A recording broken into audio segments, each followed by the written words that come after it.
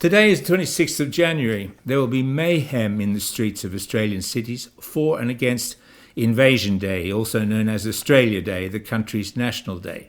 And there will be the customary obscure gathering in Aegina, Greece, to celebrate the creation of the nation-state of modern Greece, today the Hellenic Republic. January the 26th, 1828, is the day the modern Greek state was brought into existence on the island of Aegina, with the swearing-in of Greece's first governor, Ioannis Kapodistrias. But it is a date that has only been recognised after years of campaigning by patriotic and often localist activists in Aegina as a national day of local significance.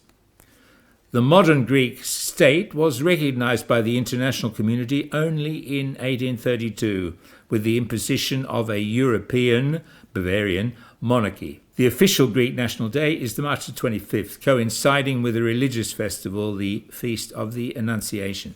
January the 26th is a day that has acquired associations with sovereignty, both in Greece and in Australia.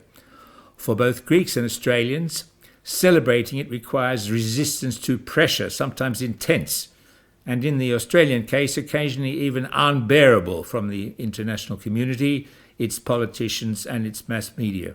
Before Australian government started adopting their present globalist policies, Australia's National Day was just the anniversary of the establishment of a British prison in Sydney in 1788, which could also be represented, if they so wished, by descendants of the country's indigenous inhabitants of the 18th century as the beginnings of a foreign occupation.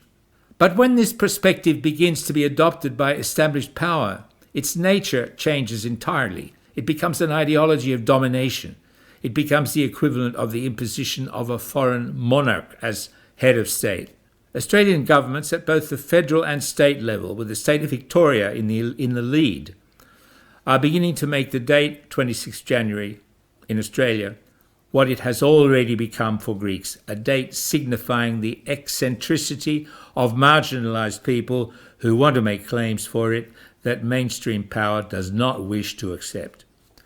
Most Greeks are not even aware of the significance that the people of Aegina and the devotees of modern Greece's assassinated first leader, Ioannis Kapodistrias, attach to the 26th of January. Will future generations of Australians be similarly unaware of the 26th of January being of any significance in the history of what in 2025 remains, for the moment, their country? Yesterday, I decided I'd make this video you're watching now. It's about Australia Day and why I think it's important. There's also this public event hosted by a mate of mine. I'll be attending that event and I wanted to make sure you guys knew about it too. But first, I thought I'd scrub up on what's been going on with Australia Day at a political level. So I checked out some recent news and I learned that a few years ago, Melbourne's annual Australia Day parade was cancelled. COVID-19 was the excuse for why it was cancelled. But according to the new state premier, Jacinta Allan, despite COVID apparently just vanishing along with Daniel Andrews, the Australia Day parade is to remain cancelled forever. But look at this, Allan then dodged responsibility for that, stating that it wasn't her decision whether or not the Australia Day parade went ahead. It's out of her control, she reckons. Well, whose decision is it then? Who's in control if not the Premier? And what do they have against Aussies and Australia Day? Looking for some answers, I checked out the Victorian State website and their description of Australia Day. And listen to this. They describe Australia Day as though it's some sort of business department. And the only information they provide on Australia Day is the importance of Aboriginal people as traditional custodians of the land. I'm not kidding. That's all it actually says on the government's own website regarding Australia Day. There's nothing here about the First Fleet, nothing about James Cook, the British colonisation, nothing about the Federation. There's not even an image of a national flag. What Australia Day represents is the way our country was established, but that's being completely omitted here. Disappeared like one of Stalin's former colleagues. But who's responsible for this? And, back to my original question, whose decision was it to cancel the Australia Day parade in Melbourne forever? Well, written here it states the government is partnered with a third party called the National Australia Day Council. But who are these people at this council? I mean, they're not elected. Workers don't even know about this council. It says here the National Australia Day Council is a social enterprise for coordinating Australia Day events or cancelling them. The council also decides who gets the Australian of the Year awards, dishing out plastic trophies to people like Amar Singh Awer Mabil, and Kariku Ohm. I'm sure these people all received awards purely on their merits. But the council's website also has zero information about Australian history and no national symbology. And just bear in mind, this is supposed to be the official website for Australia Day. There's not even an Australian flag on it. Then I saw this council has its own chairman. And check this out. The chairman of the National Australia Day Council, the guy responsible for all government Australia Day events, for all information that's available on Australia Day on government websites, and also for who gets Australian of the Year awards, is TV and music producer John Foreman. Who is John Foreman? Well,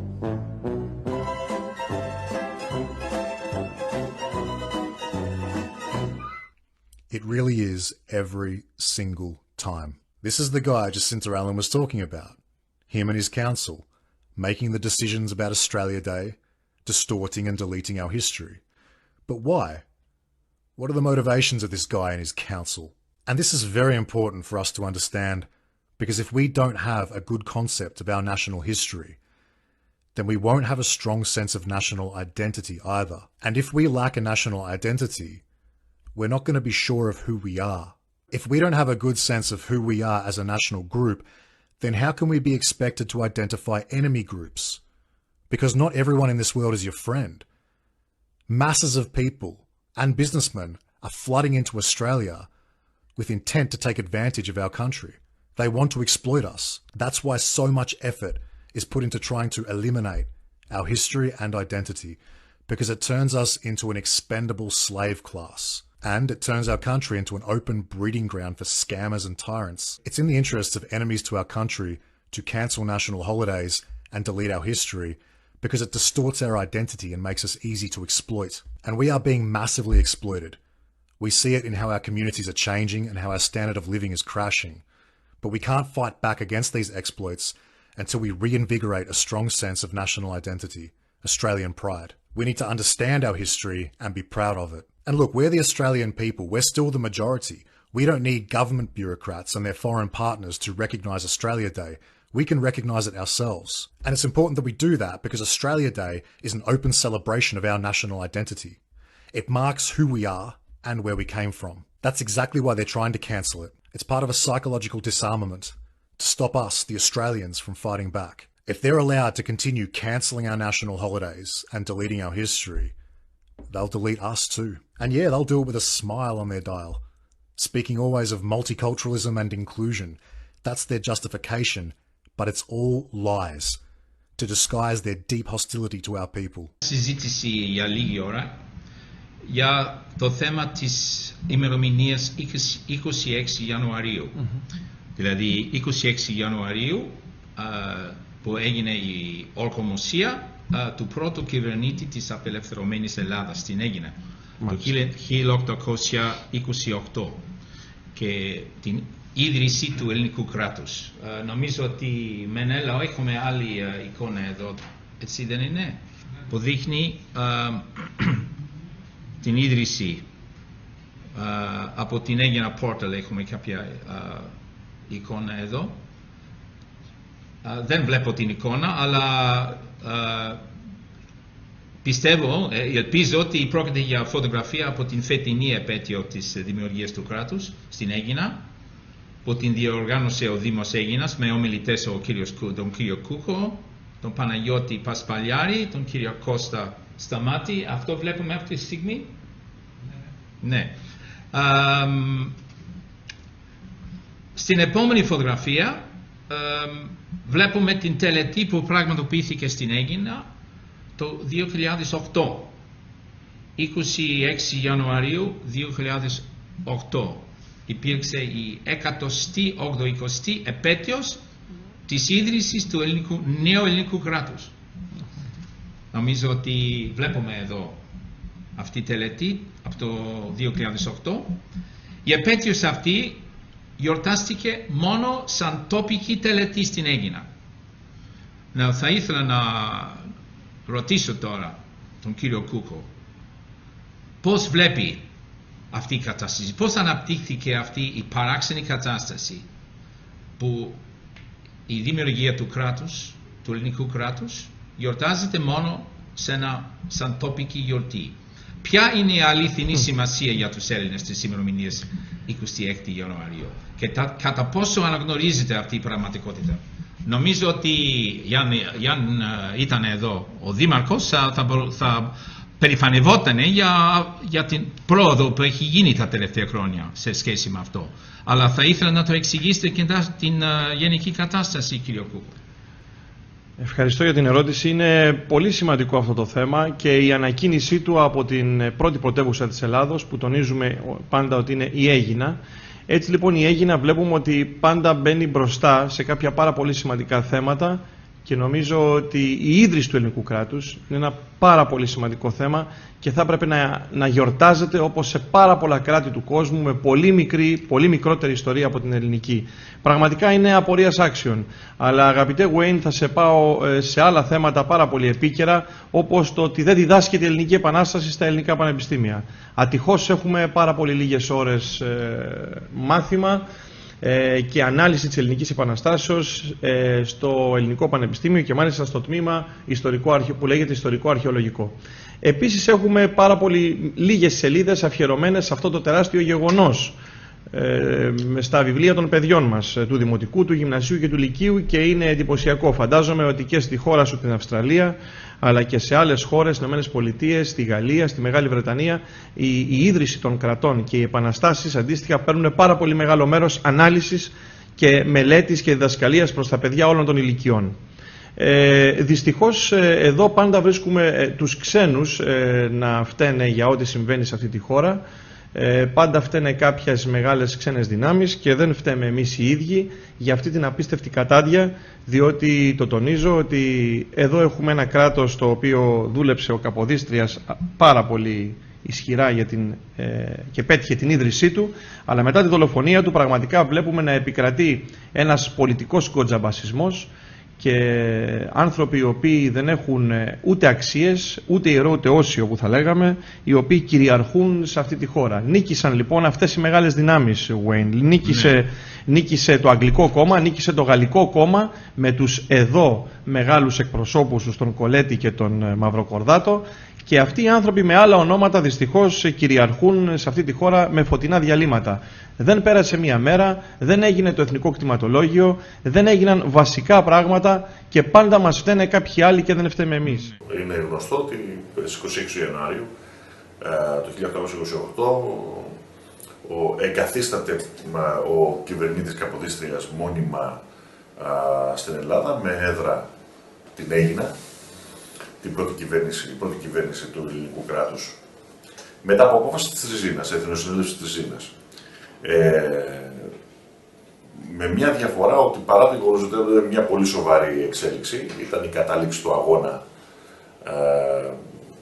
7 χρόνων αγώνα για την εθνική απελευθέρωση των Ελλήνων, ωστόσο αυτό είναι το οξύμορο σχήμα, θεωρείται τοπική εορτή και όχι εθνική εορτή. Είναι η μόνη ίδρυση του ελληνικού κράτους που δεν επιβλήθηκε από τις ξένες δυνάμεις.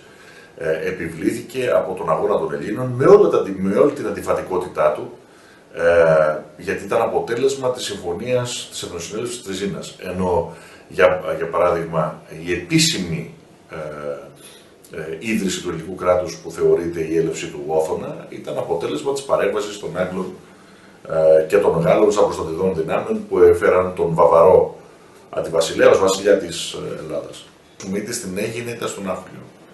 Και στις δύο περιοχές, τονίζοντας ή αναδεικνύοντας την ανάγκη να προσθεθεί η 26η Ιανουαρίου ως μία ακόμη εθνική επέτειος, πολύ σοβαρή εθνική επέτειος του ελληνικού λαού, πολύ σημαντική στις τωρινές συνθήκες, διότι είναι επέτειος της εθνικής ανεξαρτησίας.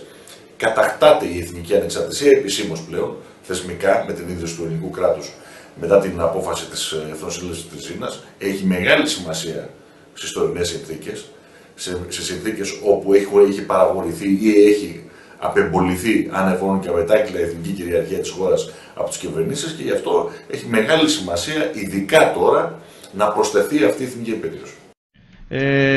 Αυτή η εθνική εορτή, η οποία ξεκινάει από την Αίγινα, πρέπει με όλες μας τις δυνάμεις να υποστηρίξουμε τα επόμενα χρόνια, ώστε να γίνει γενική, πανεθνική γιορτή για όλη την Ελλάδα. Η ίδρυση του ελληνικού κράτους. Μάλιστα. Της 26ης Ιανουαρίου, και να μην γιορτάζεται μόνο στην Αίγινα, να γιορτάζεται σε όλη την Ελλάδα.